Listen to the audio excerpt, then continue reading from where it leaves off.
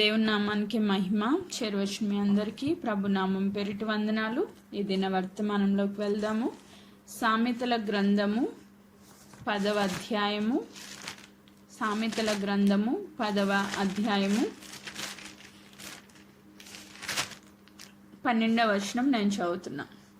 సామెతల గ్రంథం 10:12. పగ కలహమును రేపును, ప్రేమ దోషములన్నింటినీ కప్పును. ఆమేన్. ఈరోజు వర్తమానం, పగ కలహమును రేపును, ప్రేమ దోషములన్నింటినీ కప్పును. పగ ఈరోజు శరీర క్రియల్లో ఇదొక క్రియ కదా. శరీరము ఆస్పాదం చేసుకుని శరీర సంబంధులుగా ఉన్న వ్యక్తులలో ఎక్కువగా ఇది కనబడుతుంది. పగ ముఖ్యంగా సాతాను సంబంధంగా మనకి కనబడే పాము సాతానికి సాదృశ్యంగా చూస్తాం. పాము పగబడితే అది కాటేసే వరకు వదలదంట, అది వెంబడిస్తూనే ఉంటుందంట. ఇది చాలామంది రెగ్యులర్గా మనం వింటూ ఉంటాం, పాము పగబెట్టవేంటి అంటారు. అంటే అది ఇంక మర్చిపోదన్నమాట. సో ఎవరైనా దాన్ని తొక్కారనుకోండి, కాటేసే వరకు ఇంచుట్టు తిరుగుతూనే ఉంటుందంట, ఇది వరకు చెప్పేవాళ్ళు. సో అట్లా పాము పగబెట్టుకున్న వాళ్ళు ఏం చేస్తారంట, కలహాన్ని రేపుతూ ఉంటారు. కలహం అంటే గొడవలు. హృదయంలో ఎప్పుడైతే పగ ఉందో ఆటోమేటిక్గా దాన్ని బయటికి వ్యక్తపరిచే విధానం ఎలా ఉంటుందంటే కంటిన్యూస్గా గొడవ పెట్టుకునే స్వభావం. ప్రతి చిన్నదానికి కలహాన్ని రేపుతూ ఉంటారంట. అంటే ఇట్లా గొడవలు పెట్టుకుంటున్నారు, సమాధానం లేకుండా ఉంటున్నారు అంటే వాళ్ళ హృదయంలో ఏముందని మనం అర్థం చేసుకోవాలంటే, నీ మీద పగ ఉంది, నిన్ను కంటిన్యూస్గా గుచ్చుతున్నారు, నిన్ను బాధ పెడుతున్నారు, నీతో గొడవ పెట్టుకోవాలనుకుంటున్నారు అంటే వాళ్ళ హృదయాల్లో నీ పైన పగ ఉంది అని గుర్తుపెట్టుకోవాలి. పగ అంటే నిన్ను ద్వేషిస్తున్నారని గుర్తుపెట్టుకోవాలి. నిన్ను బాధ పెడుతున్నారు అంటే ఖచ్చితంగా ఆ పగలో ఉన్నారు. అదే అధ్యాయం 18వ వచనంలో అంటారు, అంతరంగమున పగ ఉంచుకున్నవాడు అబద్ధీకుడు, కొండమును ప్రచారం చేయవాడు బుద్ధిహీనుడు. సో అంతరంగంలో ఏముంది, పగ ఉంటే వాడు ఎలాంటి వాడంట, అబద్ధీకుడు. అంటే ఆ అబద్ధానికి జనకుడు సాతాను. ఆ సాతాను యొక్క స్వభావము పగ పెట్టుకునే స్వభావం. అంతరంగంలో అంటే బయటికి కనిపించకపోవచ్చు, కానీ అంతరంగంలో మాత్రము చాలా పగతో రగిలిపోతూ ఉంటారు. ఇవి సాతాను సంబంధుల యొక్క స్వభావం. దానికి ఆపోజిట్గా మనకి ప్రేమ కనబడుతూ ఉంది. పగ ఆపోజిట్గా ప్రేమ ఏం చేస్తుందంటే దోషాలన్నింటినీ కప్పివేస్తుందంట. అంటే చేసిన పనులు మాటికి ఎత్తుతూ, ఏదైనా చిన్న తప్పు జరిగినా పద్దాక దాన్ని గుర్తు చేస్తూ, ఇంకా నువ్వు పలానా టైంలో ఈ తప్పు చేసావు అని గుచ్చి ఎత్తి చూపిస్తున్నారంటే వాళ్ళ కలహాన్ని రేపుతా ఉన్నారు, అంటే గొడవ పెట్టుకోవడానికి సిద్ధంగా ఉన్నారని మనకు అర్థమైంది. అందుకు వ్యతిరేకంగా దేవుని ప్రేమ కలిగిన బిడ్డలు ఏం చేస్తారంటే ఎన్ని తప్పులు చేసినా దాన్ని కప్పేస్తూ ఉంటారంట. అంటే దాని గురించి మాట్లాడరు, తప్పుల గురించి మాట్లాడరు. మన యేసుక్రీస్తు ప్రభు యొక్క స్వభావం ఏంటి అంటే మన పాపాలన్నింటినీ ఆయన రక్తంతో తుడిచివేశారంట. ఆమేన్. అని ఇంకా అంటారు, నీ పాపములను సముద్రాగాధంలో పడవేశానంటారు. ఇంకా అంటారు, నీ పాపాలన్నీ నా వీపు వెనకాల వేసుకున్నానంటారు, నువ్వు మాత్రం నా అరచేతుల్లో ఉన్నావంటారు. అంటే మన దేవుని స్వభావం ఏంటంటే ప్రేమ. ఆయన ప్రేమ స్వరూపుడు కనుక ఆయన ఏ పాపాన్ని ఎత్తి చూపించరు. సో పరిశుద్ధాత్ముడు ఒప్పింప చేస్తారు, కానీ దాన్ని ఎత్తి చూపించి నువ్వు పాపివి అని అనరు, కన్విన్స్ చేస్తారు. ఎందుకంటే మన పాపాలు మనం ఒప్పుకొని విడిచిపెట్టేటట్లుగా పరిశుద్ధాత్మ దేవుడు మనల్ని ప్రేరేపిస్తారు. కానీ నువ్వు పాపివి, నువ్వు ఎందుకు పనికిరాని వాడివి అని అంటున్నాడంటే అది దురాత్మ అన్నమాట. సో ఒక వ్యక్తిలో పనిచేయచ్చు, ఒకవేళ స్వరం ద్వారా నిన్ను ఇబ్బంది పెడతా ఉండొచ్చు దుష్టుడు, ఎలాగైనా నీ మీద పని చేయొచ్చు. నిన్ను కృంగదీసి నిన్ను బాగా బాధ పెడుతున్నాడు అంటే అది దురాత్మ ప్రభావం అని మనం అర్థం చేసుకోవాలి. ఆమేన్. సో దీని గురించి మనం నేర్చుకుందాం. సామెతల గ్రంథము 26వ అధ్యాయము 24వ వచనంలో ఈరోజు ఎవరు ఈ పగలో ఉన్నారో బయటపడుతుంది అన్నమాట. ఆమేన్. సామెతల గ్రంథం 26వ అధ్యాయం 24వ వచనం నేను చదువుతున్నా. పగవాడు పెదవులతో మాయ చేసి అంతరంగంలో కపటము దాచుకొనును. సో ఎవరి జీవితంలో అయితే ఇలాంటి పగ అనేది, ద్వేషం అనేది ఉందో వాళ్ళు ఏం చేస్తారంటే పెదవులతో మాయ చేస్తారు. అంటే పైకి మంచిగా మాట్లాడతారు, మనిషి కనిపించినప్పుడు అబ్బా నువ్వంటే నాకు చాలా ఇష్టం, నిన్ను నేను చాలా ప్రేమిస్తున్నానని బయటికి మాత్రం పెదాలతో తేనె ఒలికించిన మాటలు మాట్లాడతారు. కానీ హృదయంలో ఏముందంట, అంతరంగంలో ఏముందని చెప్తున్నారు అంటే కపటం అంటే లోపల ఒకటి బయటకు ఒకటి. సో ఇలాంటి స్వభావం కలిగిన వ్యక్తుల్ని దేవునికి అసహ్యం అంట. ఆ వాక్యం కూడా చూపిస్తాను మీకు. ఒకవేళ ద్విమనస్కులను నేను ద్వేషిస్తున్నానన్నారు. హృదయంలో ఒకటి బయటకు ఒకటి ఉంది అంటే నీ జీవితంలో నువ్వు ఒకవేళ ఎవరినైనా నచ్చట్లేదు అనుకోండి, డైరెక్ట్ ఫేస్ టు ఫేస్ చెప్పొచ్చు, అమ్మ నువ్వు ఈ పని చేస్తున్నావు, నువ్వు నాకు నచ్చట్లేదు, ఆ పని చేయొద్దు, తద్వారా నువ్వు దేవుని ఉగ్రతకు గురి అవుతావు అని చెప్పి ఒక పాపిని గురించి మనము వాళ్ళకి డైరెక్ట్గా చెప్పి వాళ్ళని కన్విన్స్ చేసి ఆ పాపం నుంచి బయటికి తీసుకొని వస్తే ఆ ఆత్మ రక్షించబడుతుందంట. మనం ఏం చేస్తాం, వాడికి చెప్పం, వాడు చేసే తప్పు వాడికి చెప్పం, మొత్తం ఊర్లో అందరికీ చెప్తాం, వాడు ఈ తప్పు చేస్తున్నాడు అని మొత్తం 4 భుజాన్ని వేసుకుని వెళ్ళి మొత్తం ప్రచారం చేస్తూ ఉంటాం. కానీ అది దేవుని దృష్టిలో అసహ్యమైన కార్యం అనమాట. సో మనం ఏం చేయాలి, వాళ్ళకే చెప్పాలి, అమ్మ నువ్వు ఈ తప్పు చేస్తున్నావు, దీనివల్ల నీకు దేవుని ఉగ్రత వస్తుంది, సో నువ్వు దేవుని నుంచి దూరం అయిపోతున్నావు, దేవునికి అపాత్రాలుగా అసహ్యురాలుగా తయారవుతున్నావు అని వాళ్ళతో చెప్పాలి. తద్వారా వాళ్ళని మనం ఏం చేసినట్టంట, రక్షించినట్టంట. సో ఈ వాక్యం ఒక చోట ఉంటుంది, వాళ్ళని ఏం చేసినట్టంటే మనం దేవుని సన్నిధిలో రక్షించినట్లంట. అలా రక్షించే వ్యక్తులుగా మనం ఉండాలి, కానీ వాళ్ళని దేవుని నుంచి డీవియేట్ చేసే వ్యక్తులుగా, వాళ్ళ పాపాన్ని 10 మందికి ప్రచారం చేసే వ్యక్తులుగా మనం ఉండకూడదు. అది దేవుని దృష్టికి అసహ్యము, దాన్ని మనం గుర్తుపెట్టుకోవాలి. ఈరోజు మనం ఎలాంటి స్థితిలో ఉన్నామో ఒకసారి సరి చేసుకుందాం, చెక్ చేసుకుందాం. నీకు ఎవరైనా చేసే పనులు నచ్చట్లేదు, నువ్వు పైకి మాత్రం సంతోషంగా వాళ్ళు చేసే పనులన్నీ కరెక్ట్ అన్నట్టు ఎంకరేజ్ చేస్తున్నట్టు పక్కనకి వెళ్ళి ఇంకొకరితో ఇలాగా ఆమె ఇలా చేస్తుంది అలా చేస్తుంది అని చెప్తున్నావా? అలా అయితే దేవుని దృష్టిలో నువ్వు ఎలాంటి వ్యక్తిగా కనబడుతున్నావు అంటే కపటిగా కనబడుతున్నావు, కపటము కలిగిన వ్యక్తిగా కనబడుతున్నావు. అది దేవుని దృష్టికి చాలా అసహ్యమైన కార్యం అని మరొకసారి గుర్తు చేస్తూ ఉన్నాను. సో కొరింథీయులకు రాసిన పత్రిక 3వ అధ్యాయము, కొరింథీ పత్రిక 3వ అధ్యాయము 3వ వచనం నేను చదువుతున్నా. మొదటి కొరింథీ 3వ అధ్యాయము 3వ వచనం. ఇక్కడ పౌలు గారు చెప్తూ కొరింథీ సంఘం గురించి మాట్లాడుతూ, మీలో అసూయయు కలహము ఉండగా మీరు శరీర సంబంధులైన మనుషుల రీతిగా నడుచుకొనుచున్నవారు కారా? అసూయ కలహము ఉన్నవాళ్ళు ఆత్మ సంబంధులు కాదు. క్లియర్గా పౌలు గారు చెప్తున్నారు. అసూయ కలహం ఉంటే మీరు ఎవరంట? శరీర సంబంధులు. శరీర సంబంధులు ఎవరు కూడా పరలోక రాజ్యాన్ని చేరరు. గుర్తుపెట్టుకోవాల్సిన విషయం. మనం ఎలా బ్రతికేసినా పర్లేదు, యేసు నామంలో రక్షణ పొందేసాం కాబట్టి పరలోకం వెళ్ళిపోతామని భ్రమలో ఉండొద్దు. శరీర సంబంధులుగా మనం ఈ లోకంలో ఉండకూడదు. శరీర సంబంధులు అని మనల్ని గుర్తించడానికి ఒక మెయిన్ పాయింట్ ఏం చెప్తున్నారంటే పౌలు గారు, నీలో అసూయ ఉంటుంది అంటే ఎవరైనా అభివృద్ధి చెందుతా ఉంటే ఓర్చుకోలేవు, ఎంత బాధో. ఎవడైనా పాడైపోతే సంతోషంగా ఉంటుంది లోపల. ఎవడైనా అభివృద్ధి చెందుతూ ఉంటే అస్సలు ఓర్చుకోలేని స్వభావం అసూయ బాగా. దాని ద్వారా కలహాలు, ఏదో విధంగా వాళ్ళని డిస్టర్బ్ చేయాలి. వాళ్ళు సంతోషంగా ఉన్నారా, ఇద్దరు కలిసిమెలిసి ఆనందంగా ఉంటున్నారా, ఎల్లు ఒక పొల్లేసి రావాలా. వాళ్ళిద్దరు కొట్టుకుంటా ఉంటే వీళ్ళకి సంతోషంగా ఉంటుంది. భార్యాభర్తలైనా తల్లిదండ్రులైనా తల్లి బిడ్డలైనా మధ్యలో ఏదో ఒకటి డిస్టర్బెన్స్ క్రియేట్ చేయడం, ఇది సాతాను సంబంధమైన ప్రభావం అన్నమాట. అది ఎట్టి పరిస్థితుల్లో ఆత్మ సంబంధంలో ఉండకూడదు. అట్టి వారిని శరీర సంబంధులుగా బైబిల్ సెలవిస్తూ ఉంది. సో ఈరోజు మనము ఏ రీతిలో ఉన్నాం? ఆత్మ సంబంధులుగా వ్యవహరిస్తున్నామా, శరీర సంబంధులుగా వ్యవహరిస్తున్నామా? మన చుట్టూ ఉన్న రిలేషన్స్తో మనం ఎలా మెయింటైన్ చేస్తున్నాం అన్నది ఒకసారి గుర్తు చేసుకోండి. అసూయ ఎవరి మీదైనా ఉందా? అసలు నన్ను అడిగితే ఒక్కడు కూడా శత్రువు ఉండకూడదు. నీ హృదయంలో ఒక్కరి మీద కూడా ద్వేషం అనేది ఉండడానికి వీల్లేదు.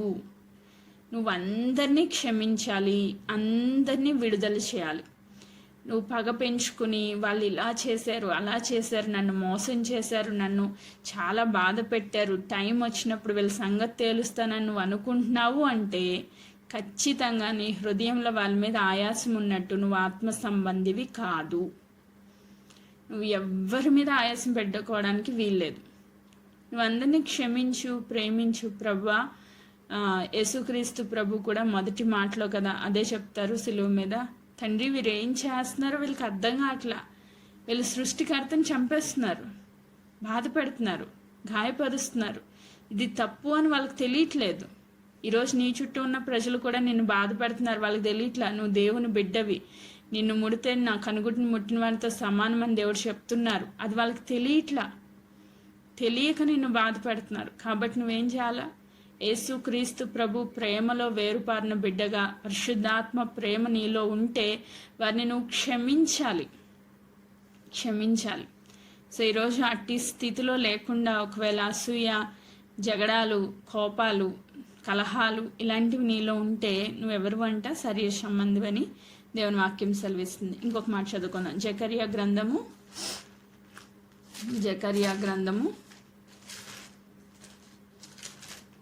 8వ అధ్యాయము 17వ వచనం. జకర్యా 8:17 తీసిన వాళ్ళు ఒకసారి చదవండి.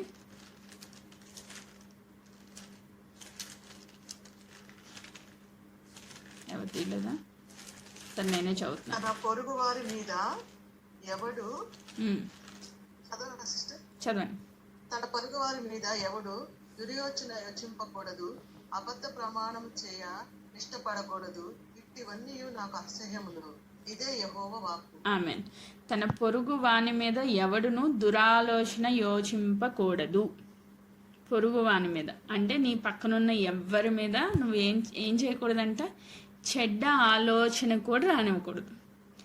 సో మన దేవుడు అంతరంగాన్ని చూసే దేవుడు. బయటికి నువ్వు చెప్పావా లేదా అన్నది కాదు ఇంపార్టెంట్. నీ హృదయంలో ఒక చెడ్డ ఆలోచన కూడా రాకూడదంట. ఆమేన్. సో అది చెప్తూ అబద్ధ ప్రమాణం చేయనిష్టపడకూడదు. అబద్ధ ప్రమాణాలు అంటే ఎవరైనా ఏదైనా విషయం చెప్పారు వచ్చి నీకు, అమ్మాయి ఈ పరిస్థితి ఇట్లా ఉంది, నువ్వు ఎవరితో చెప్పొద్దు అన్నారు. ఖచ్చితంగా అండి నేను ఈ విషయం ఎవరితోనే చెప్పను అని అక్కడేమో ప్రమాణం చేసేసావు. ఇంక ఈ మాట పట్టుకుని ఆవిడ అలా అంట తెలుసా నీకు అని చెప్పి మొత్తం ఊరంతా ప్రచారం చేయరు. సో అలా అబద్ధ ప్రమాణాలు చేసే వాళ్ళంటే దేవునికి ఏంటంట, ఇవన్నీ నాకు అసహ్యం అంటున్నారు దేవుడు, నాకు అస్సలు నచ్చినవి. నువ్వు పద్ధతిగా దేవుని సన్నిధిలో నీ జీవితంలో ఏదైనా ప్రమాణం చేస్తే దానికి కట్టుబడి ఉండాలి. అంటే నేను ఇది చెప్పనంటే చెప్పొద్దు అంతే. ఒకరి గురించి ఇంకొకరికి చెప్పొద్దు. ఆ బిడ్డ ఏదో కష్టం ఉంది, నీ దగ్గరికి వచ్చింది, చెప్పుకుంది, అమ్మ ఇది నా బాధ, నా కష్టం, నా గురించి ప్రార్థన చేయంటే నీకు కుదిరితే ప్రార్థన చేయి, లేకపోతే దేవుని చేతికి అప్పగించి మౌనంగా ఉండు అంతే తప్ప వెదుటి వాళ్ళకి కల్పితాలు మసాలా యాడ్ చేసి ఉన్నది ఎంత చిన్న విషయం అయితే ఇంత పెద్ద చేసి చెప్తారు. దాని ద్వారా కాపురాలు కూలిపోయినవి కూడా ఉన్నాయి.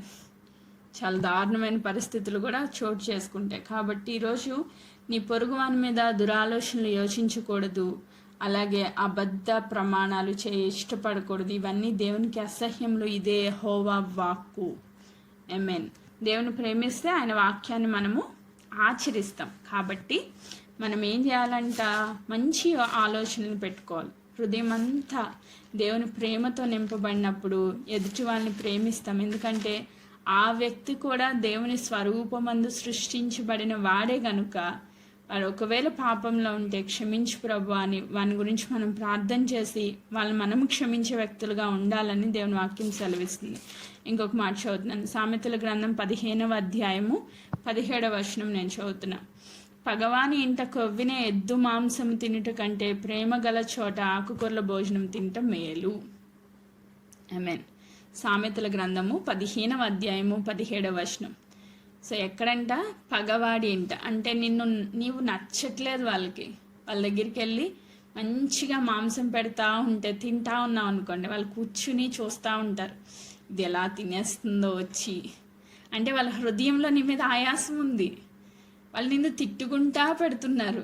అలాంటి చోట నువ్వు మంచి క్రొవ్విన మాంసం తినడం కంటే ప్రేమగా నిన్ను ప్రేమించే వాళ్ళ దగ్గర ఆకుకూరల భోజనం బెటర్ అంట. అది హెల్దీ ఫుడ్ కూడా ప్లస్ ప్రేమ. సో ఆ పగవాళ్ళు ఎవరైనా పిలిచారనుకోండి, అంటే నీ మీద ఆయాసం ఉన్న వాళ్ళు పిలిచారనుకోండి, ఓ మాంసం పెడుతున్నారు కదా అని టకటకా వెళ్ళిపోవద్దు. వాళ్ళు ఏ ఉద్దేశంతో పెడుతున్నారో కూడా మనం చూసుకోవాలి. ఏ ఉద్దేశంతో వాళ్ళు నిన్ను పిలుస్తున్నారో కూడా మనం అర్థం చేసుకోవాలి. సో వెళ్ళి కలిసి మాట్లాడి వచ్చేయడం బెటర్ ఆ ఫుడ్ తినడం కన్నా. వాళ్ళు అది డైజెస్ట్ అవ్వదు, ఎందుకంటే వాళ్ళు తిట్టుకుంటూ పెట్టారు నీకు. దానివల్ల రకరకాల ప్రాబ్లమ్స్ వస్తాయి. సో అలాంటి వ్యక్తుల దగ్గర ఉండడం కన్నా ప్రేమ గల చోట ఆకుకూరల భోజనం తినడం మేలు అని దేవుని వాక్యం సెలవిస్తుంది. ఇంకొక మాట చదువుతున్నా, లేవీకాండము 19వ అధ్యాయము 19వ అధ్యాయము 17వ వచనం నేను చదువుతాను. లేవీకాండము 19వ అధ్యాయము 17వ వచనం. నీ హృదయంలో నీ సహోదరుని మీద పగ పెట్టుకోకూడదు. నీ పొరుగు వాని పాపము నీ మీదికి రాకుండానట్లు నీవు తప్పక వానిని గద్దింపవలెను. నీ హృదయంలో నీ సహోదరుని మీద పగ పెట్టుకోకూడదు. నీ హృదయములో నీ సహోదరుని మీద పగ పెట్టుకోకూడదు. నీ పొరుగువాని పాపం నీ మీదకి రాకున్నట్లు నీవు తప్పక వాడిని గద్దింపవలెను. సో పగ పెట్టుకోకూడదు. ఇప్పుడు మనకి దీనికి బెస్ట్ ఎగ్జాంపుల్ యోసేపు అన్నలు ఏం చేశారంట, యోసేపు విచిత్రమైన మంచి రంగురంగుల అంగి తండ్రి ప్రేమతో కుట్టిస్తే ఆ ప్రేమను చూసి అసూయ వచ్చేసింది వాళ్ళకి. అసూయ వచ్చేసి ఏం చేశారంటే వెంటనే వాళ్ళు ద్వేషించడం మొదలుపెట్టారు. దేవుడు నిన్ను ఆశీర్వదిస్తూ ఉన్నప్పుడు నీకు శత్రువులు పెరిగిపోతారు.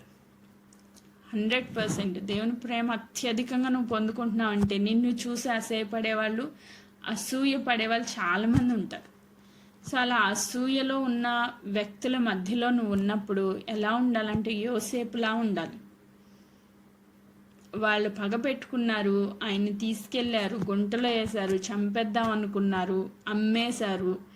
ఇంత అన్యాయం చేసినా, ఇంత ద్రోహం చేసినా ఎక్సలెంట్ వర్డ్ యోసేపు చెప్తారు.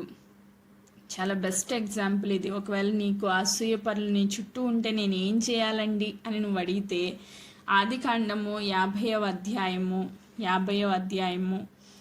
15 నుంచి నేను చదువుతున్నా.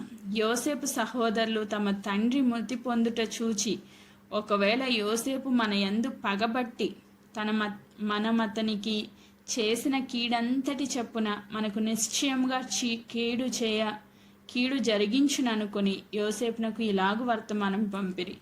అంటే తండ్రి ఉన్నంతసేపు ఏం చేయలేదంట.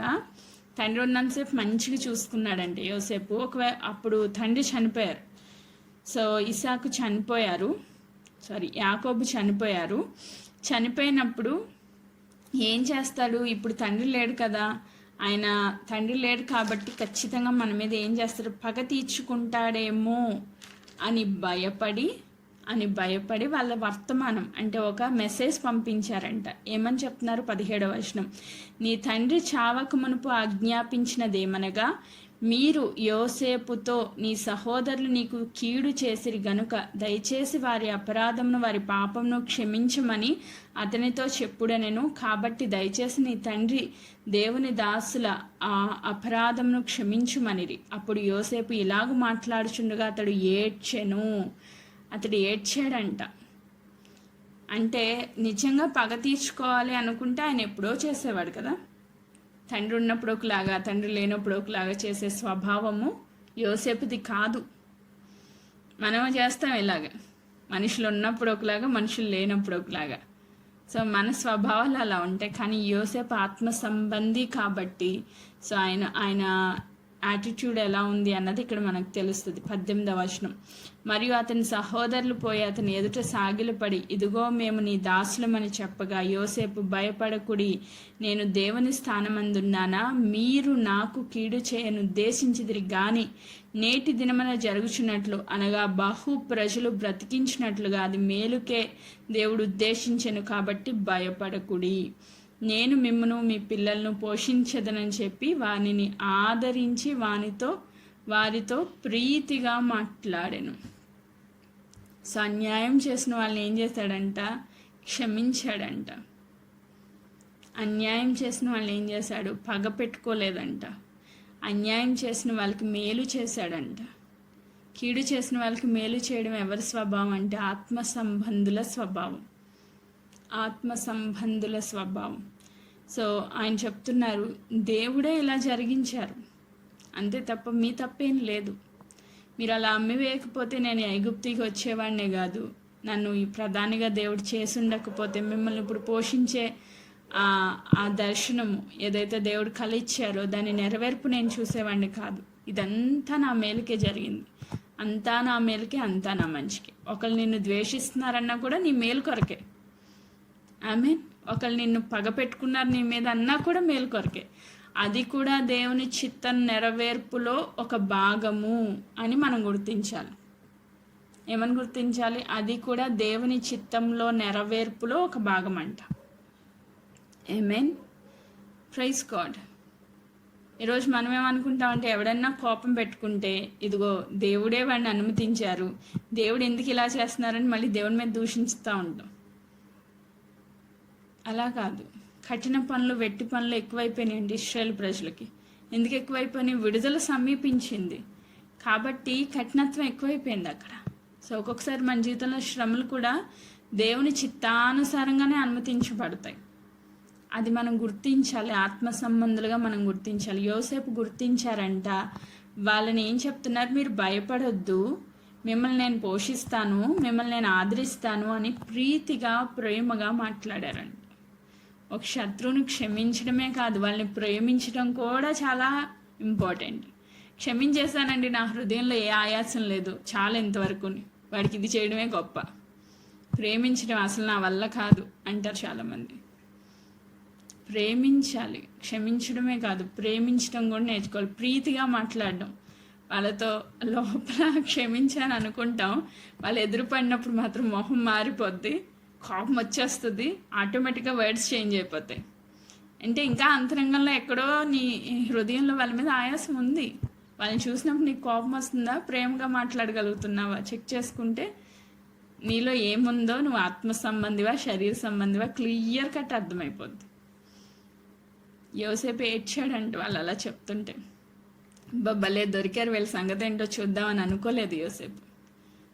సో ఈరోజు ఆత్మ సంబంధులుగా దేవుడు మనకిచ్చిన ఆ కృపను మనము జ్ఞాపకం చేసుకుందాం. నిజంగా రోమిల్కి రాసిన పత్రిక మంచి మాట. ప్రతి ఒక్కళ్ళు ఇట్టి రీతిలో కనుక మనం ఉంటే దేవుడు ఖచ్చితంగా మనల్ని ఆశీర్వదిస్తారు. యోసేపుని ఆశీర్వదించడానికి ఒక కీ పాయింట్ ఏంటంటే ఆయన శత్రువులను క్షమించారు, ప్రేమించారు. మనం కూడా ఏం చేయాలంట? రోమిల్కి రాసిన పత్రిక 12వ అధ్యాయంలో దేవుడు చెప్తున్న మాట 17వ వచనం, కీడుకు ప్రతి కీడెవనికి చేయవద్దు. రోమిల్కి రాసిన పత్రిక 12:17లో కీడుకు ప్రతి కీడెవనికి చేయవద్దు, మనుషులందరి దృష్టికి యోగ్యమైన వాటిని గురించి ఆలోచన కలిగి ఉండుడి. యోగ్యమైన వాటిని గురించి అంటే మేలైన వాటిని ఆలోచించండి, పగపెట్టుకొని దురాలోచనలు చేయొద్దు అని చెప్తూ, సఖ్యమైతే మీ చేతన అయినంత మట్టుకి సమస్త మనుషులతో సమాధానంగా ఉండండి.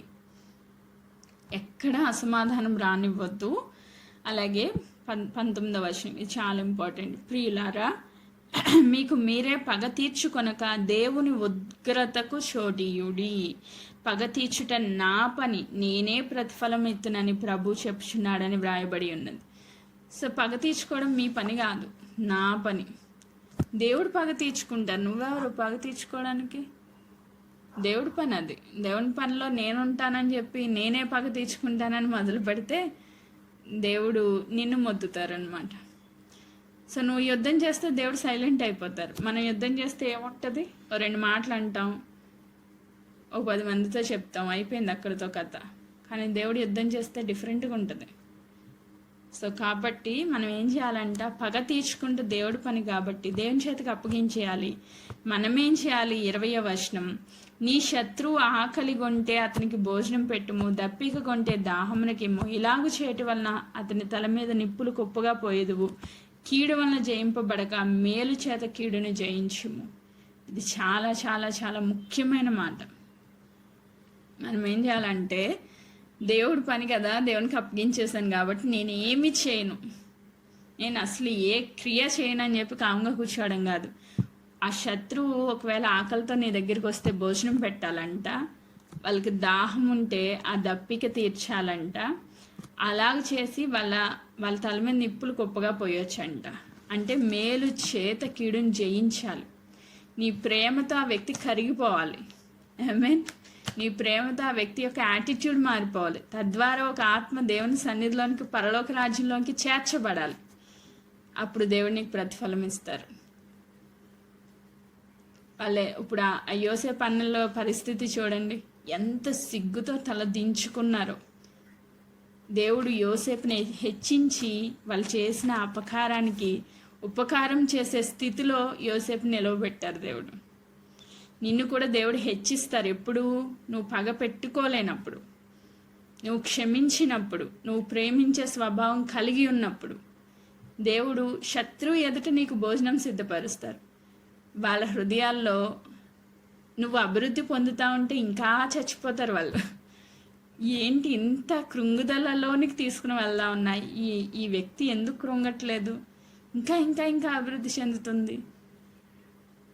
అసలు మనం ఎన్ని అవమానాలు చేసినా కూడా ఏమి పట్టించుకోకుండా ఎలా ఉండుతుంది అని చెప్పి ఆ సాతానికి, శత్రువుకి చాలా పెద్ద హెడేక్గా తయారవుతావు. ఎప్పుడు నువ్వు క్షమించే వ్యక్తిగా, ప్రేమించే వ్యక్తిగా, ఆదరించే వ్యక్తిగా ఉన్నప్పుడు. ఆమేన్. Praise God. ఈరోజు మన యాటిట్యూడ్స్ ఎలా ఉన్నాయి ఒకసారి ఆలోచన చేసుకుందాం, చెక్ చేసుకుందాం.